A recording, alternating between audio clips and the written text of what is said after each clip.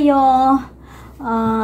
Medyo matumal na yung pag-upload natin ng video guys kasi wala naman akong ganong ganap. Mga ilang weeks na dahil nagkatrangkaso nga ako guys. After ng birthday ko, siguro mga ilang days nagkatrangkaso na ako guys. And until now, hindi pa rin ako fully recovered kasi meron pa rin akong ubo na pumuputok. Pero guys, ang video natin today, share ko lang sa inyo yung shopping haul. Shopping haul guys. Medyo matagal-tagal na rin ako walang shopping vlog. So, share ko na sa inyo yung mga pinang-shopping ko kahapon. Actually guys, nag-shopping talaga ako ng aking Prince Charming kasi para gumaling na daw ako ng tuluyan. Mga pampaganda to guys kasi sabi niya, pumapangit na daw ako kaya kailangan ko ng mga pampaganda. Kaya isa-isay natin to guys. And yun ang ating video for today. Thank you guys. Please watch till the end ha. Please stay tuned guys. Isa-isay natin to. Actually hindi naman to ganun kadami. And matagal na rin tong plan na shopping vlog na to guys. Kaya lang, kapon lang nga lang kami nagkaroon ng time. Kasi medyo maluwang yung aming oras kahapon. So, we decided na i-shopping na ako ni boss kahapon. Mga pang beauty product naman to guys. Kasi napapansin ni boss, pumapangit na daw ako. Ha! Sana all! Una, ito syempre, ito alam niyo naman guys na taker talaga ako nito. Fish oil para sa aking autoimmune disease. Ayan. Tapos, ito guys.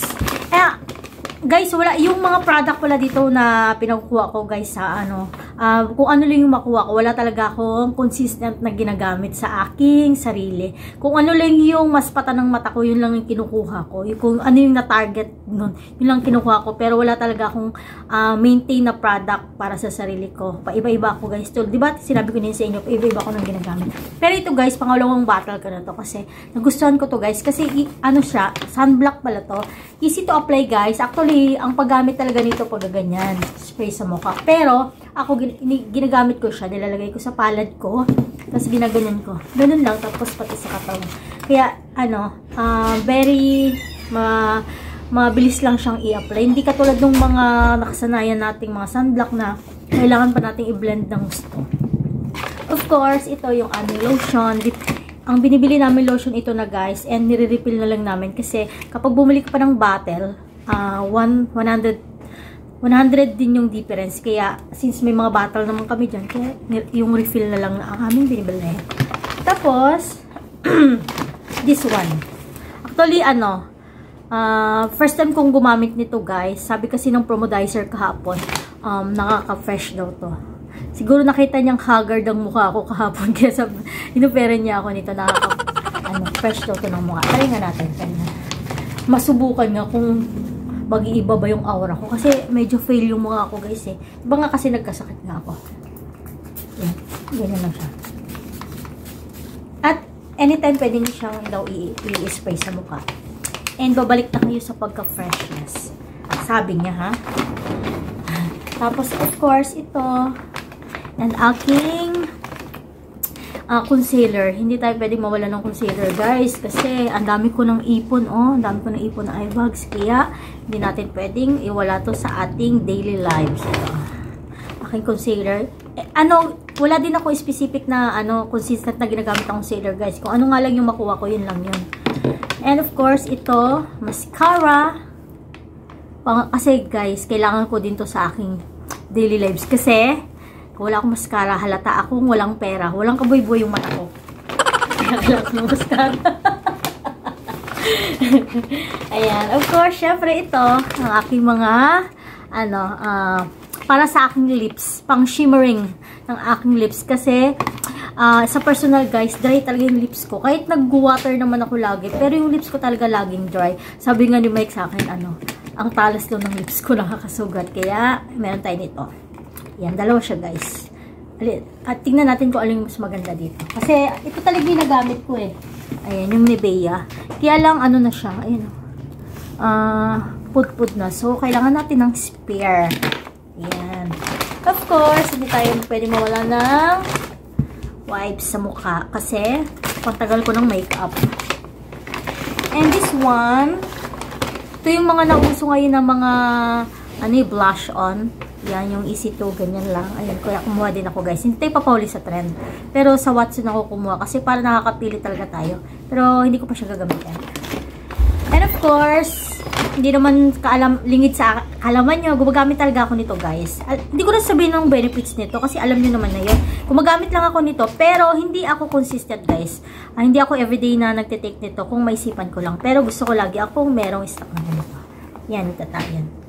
And sa Watson lang din pala ako bumibili ng mga glutathione guys. Kasi syempre, sa Watson, ano talaga siya, may tatak talaga siya na FDA approved. Hindi naman tayo pwedeng mag-take ng kung ano-ano lang, diba? Kasi lalo na tin-take natin sa katawan. At sa dami ng, mamaya na pala, ito pala. Ito, ang aking hand cream. Kasi, ayoko ng dry na hand. Kaya lagi akong may hand cream. Hindi tayo pwedeng maubusan ng hand cream. Tsaka sa dami ng pinamili ko guys, ito lang yung kay Mike. Look at, ito lang sa kanya, pang kulay lang talaga. Ayan, yun pa lang na pamili natin guys. Ang konti lang guys, pero umabot yan ng ano. 6,338. Ang konti lang. Ayan lang guys, oh. Pakita ko sa inyo. Ayan lang. Ayan lang siya guys. Ito lang, oh. Ang konti lang, oh. Ayan lang. Ayan. Ang konti-konti lang niya, pero ang mahal. Mahal na talaga ng mga bilihin ngayon. Pero okay lang naman kasi hindi naman ako nagbayad nito. Treat to sa akin ng aking Prince Charming. Para daw subigla ako. Para daw gumanda din ako guys. Kasi alam mo, chichika ako sa inyo guys. Hindi tayo pwedeng papangit-pangit guys. Kasi alam mo ba, yung Prince Charming ko, mayroon siyang patay na patay sa kanya na ano. Yung patay na patay sa kanya na ano guys, na manager ng bangko. Kaya hindi tayo pwedeng pa-lotion dito ba. Kailangan Kailangan magpaganda na tayo guys. Kasi matindi na yung kalaban natin, manager ng bangko. Ano bang panapat ko doon? Ang panapat ko lang doon is mas fresh ako sa kanya kasi mas bata ako. Pero mas madatong yun guys. Sabi ko nga kay Mike, patulan niya na. Tapos bigyan niya akong pera. Kidding lang yun guys. Sino-joke ko lang kayo. Nagpapasigla lang ako guys. Nagpapa-fuel lang ako ng ano, good vibes. Kasi, diba, tagal natin nagkasakit. Kaya, yun, nagpapa-good vibes lang ako. Pero totoo yung chinika ko yun sa inyo guys. Actually, meron pa nga isa eh. Bakla, nagkakagusto kay Mike. Kahapon ko lang nalaman. Pero yung taga-bangko, matagal na yun. Matagal ko nang nalaman yun guys. Pero, okay lang naman. Ganun talaga. Wala tayong magagawa. Gwapo yung jowa natin eh. Gwapo siya guys eh. Kaya ako daw nagkakagusto. Kaya ako, hindi tayo pwedeng palosyang-losyang. Anyway guys, yun lang aking short haul sa aking mga, sa pinamili ng aking Prince Charming kahapon. Ito lang siya guys.